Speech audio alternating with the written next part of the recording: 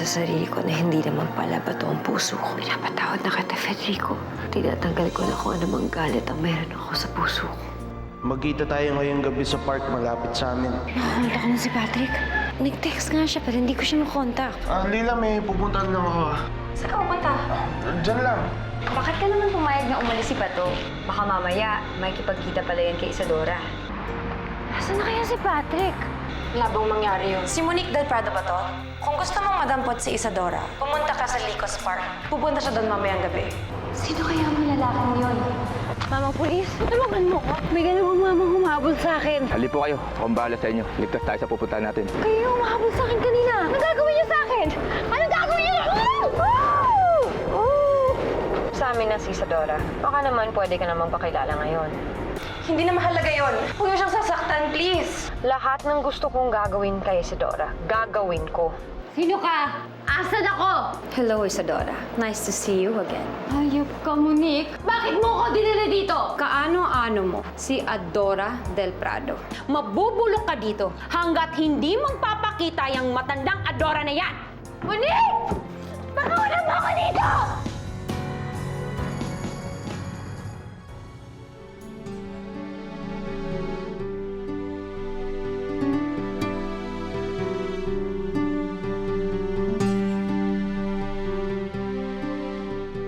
Malapit na ako magpalit ng anyo. Paano kung makita ako ni Monique? Malalaman niya na ako at si Adora ay iisa lang. Nasaan na kaya si Patrick? Bakit hindi siya dumating sa usapan namin? Niloko lang ba ako nung nag-text sa akin? Ikakasal na sila bukas ni Leila. Paano ko po masasabi ang tungkol sa panloloko ni Leila?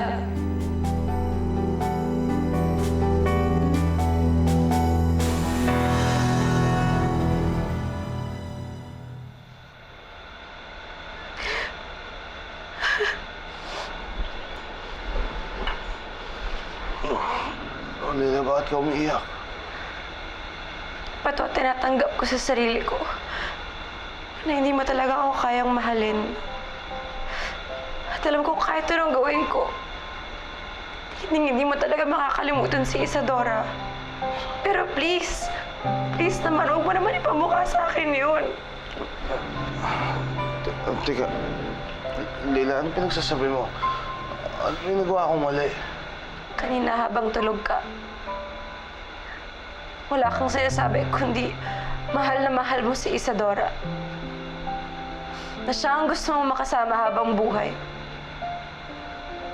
Pato, bulag ako. Pero hindi ako bingi. Hindi ako manhid. Lila, I'm sorry. Hindi ko alam yung mga pinagsasabi ko. Lasing lang ako. Hindi ko intensyon yung saktan ka. Sorry. Pangako, hindi na maulit yan.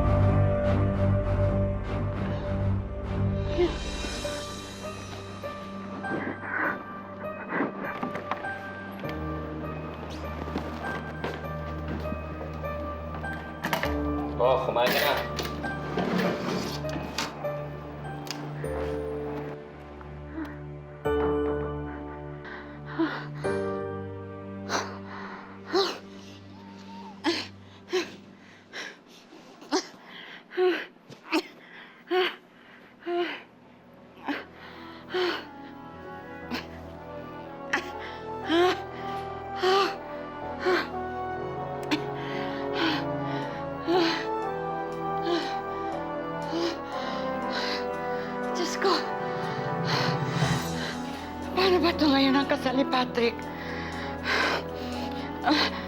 Anong gagawin ko? Wala na, nakakulong ako at walang paraan para mapagsabihan ko siya. Diyos ko, paano ba ako makakatakas?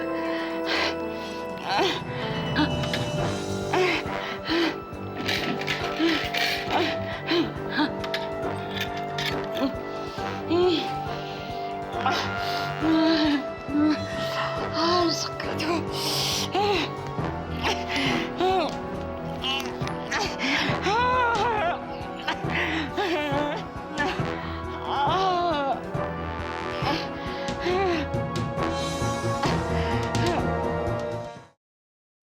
Uy, ngumiti ka naman dyan. May kakasal bang mukhang ganyan? Mukhang Biyernes Santo eh. Iniisip ko kasi yung mga nangyari. Hindi ko may alis na hindi maapektuhan.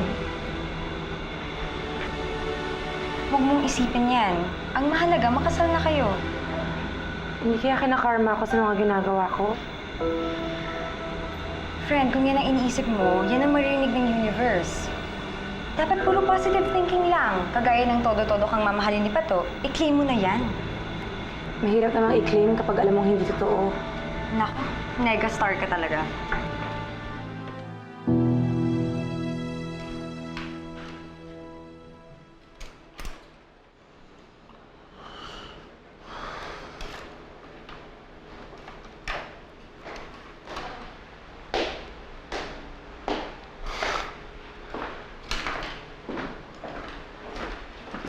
Hoy, Patrick. Ba't di ka pa bes? Baka nakakalimutan mo. Kasal mo ngayon. Nahiya kasi ako magpakita kay Leila eh. Para sa sobrang kalasingan ko kagabi, tinawag ko pangalan ni Isadora. Pare, sa susunod huwag ka na mag-iinom ah. Alam mo ang tao pag nalalasing, hindi na alam yung sinasabi at hindi pa marunong magsinungaling. Sinubukan ko naman magpanggap na nawala na talaga sa akin si Isadora, pero pare, hirap lang talaga eh. Alam mo pare, hanggat ganyan yung nararamdaman mo kay Leila, parang hindi mo siya kaya mahalin kahit kailan. O, paano na lang pag nagkaanak kayong dalawa? Ganun pa rin ba yung trato mo sa kanya? Hindi ba magiging unfair sa magiging anak niyo?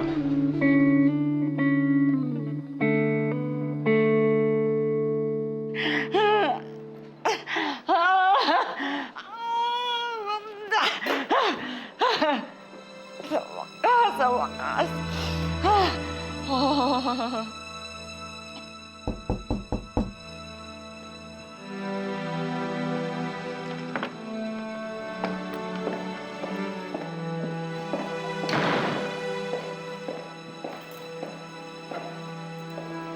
Nasaan si Isadora?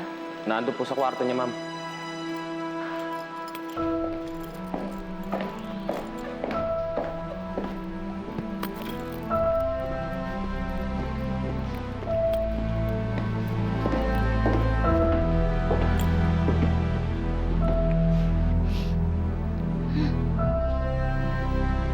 Oh, sa baba ka. Ma'am, susi po.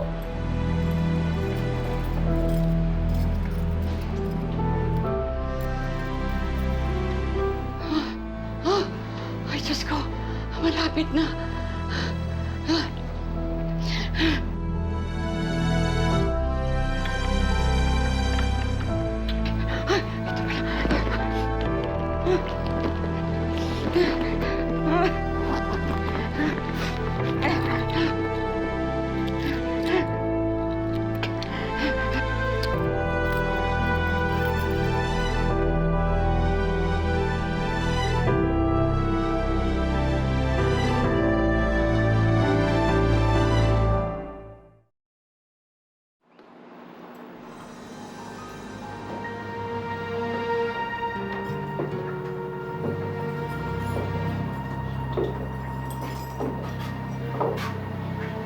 Hoy, Isadora. Hindi ko mahanap si Lola Adora. Kung ako sa'yo, tawagan mo na siya para makapunta siya dito. Hindi ko alam kung nasan siya. Magmamatigas ka talaga. Pwes, magmamatigas din ako na hindi ka palabasin dito. Monique?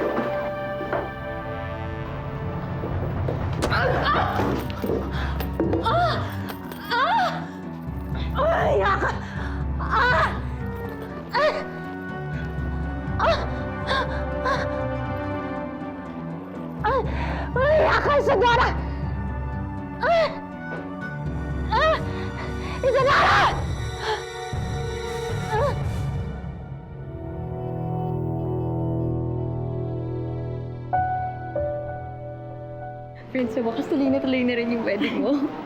Oo nga, sobrang saya-saya ko. I think ito nata yung pinakamasayang araw ng buhay ko. Ang ganda-ganda ng exciting. Kung hindi kaya sabihin ni Madam, ako mismo magbubuking sa'yo, Leila.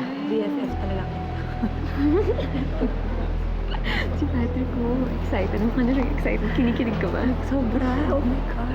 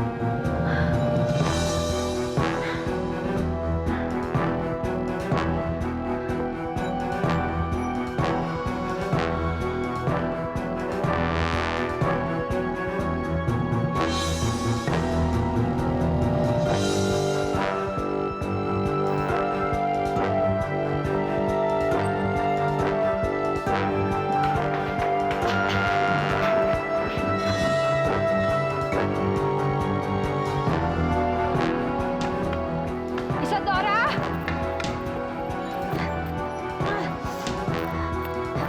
Ali!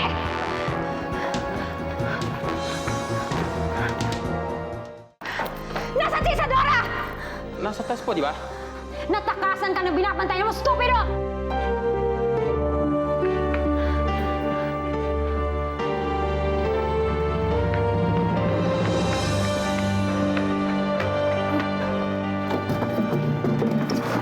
Sorry ma'am, hindi ko po namalayan.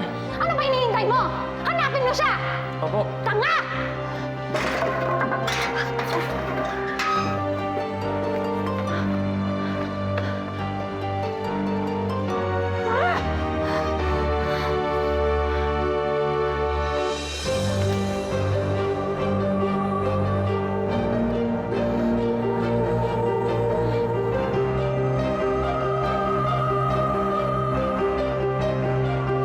Manong, pakabilis naman oh.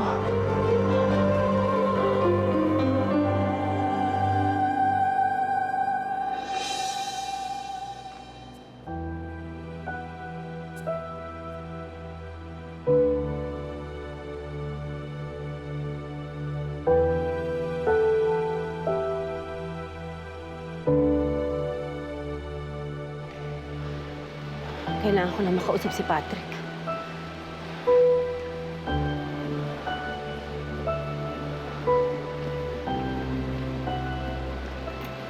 Ihahalo ka. Isa ka sa magdadala ng mga au pairings mamaya, ha? Oo.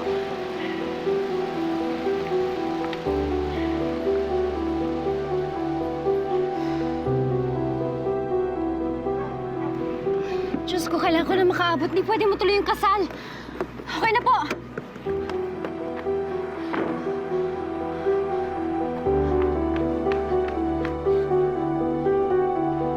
Kung sino man sa inyo ang tumututol sa kasal na ito,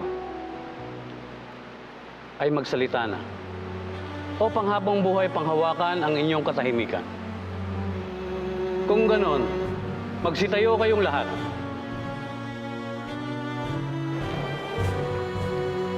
Hindi pwede mo tuloy yung kasal. Tumututol ako.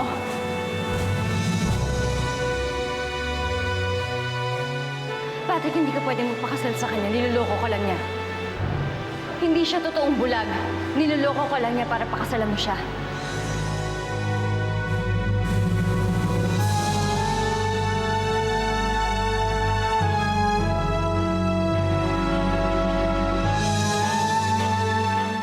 Tumigil ka! Sinungaling! Ilabas niyo yung babaeng yan dito! Patrick, matagal na nagpapanggap na bulag si Leila para maawa ka sa kanya at pakasalan mo siya. Pero hindi totoo yun. Sinungaling siya.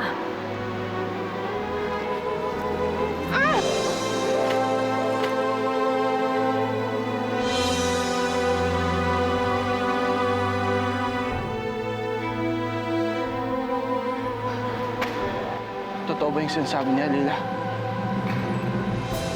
Hindi ka talaga bulag. Tinatanong kita, huwag kang magsisinungaling sa akin.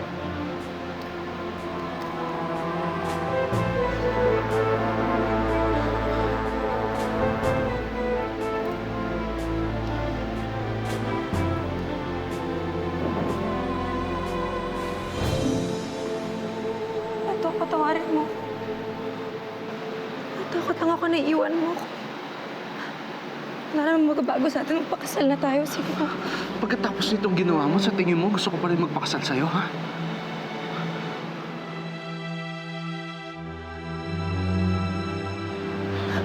Ito. So...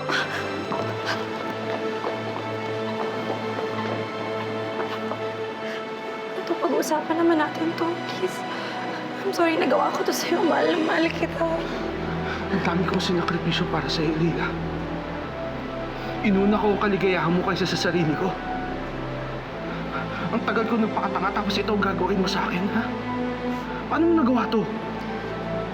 Hindi ka naman sinasadya. Alam mo, tumigil ka na lang. Mabuti pa sabihin mo na lang sa kanilang lahat na walang kasal na matutuloy. Ba't huwag naman ganito, please? Maawa ka sa akin. Hindi ko kakayanin to. Wala na akong pakialam sa nararamdaman mo, Leila. Hindi ko rin alam kung mapapatawad pa kita sa panloloko mo. Kaya umalis ka na lang. Umalis ka na!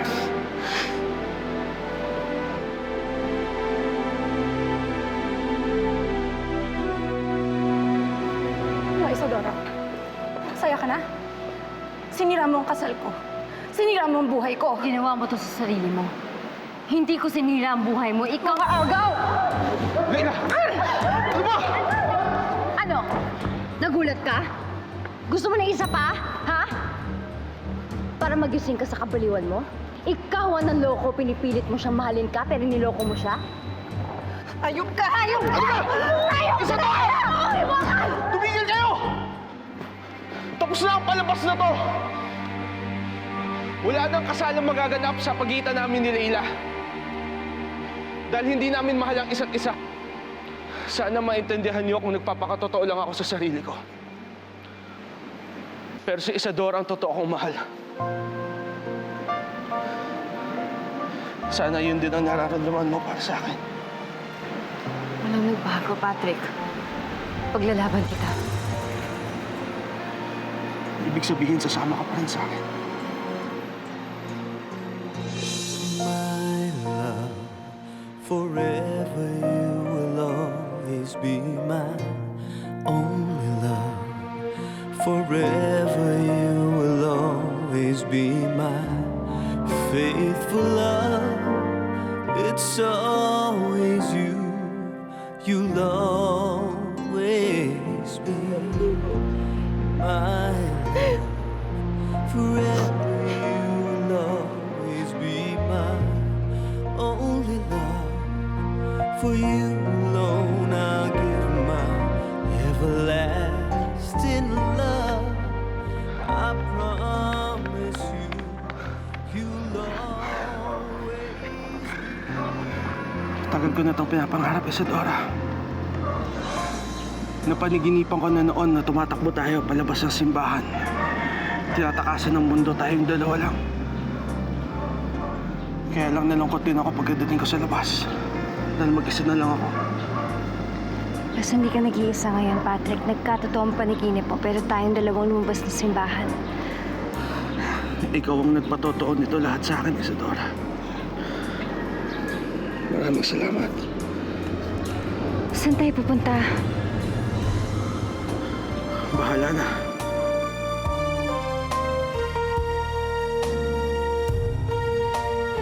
Teka! Dito ko lang. Teka! Sasabay kami! Sa ayusin ko!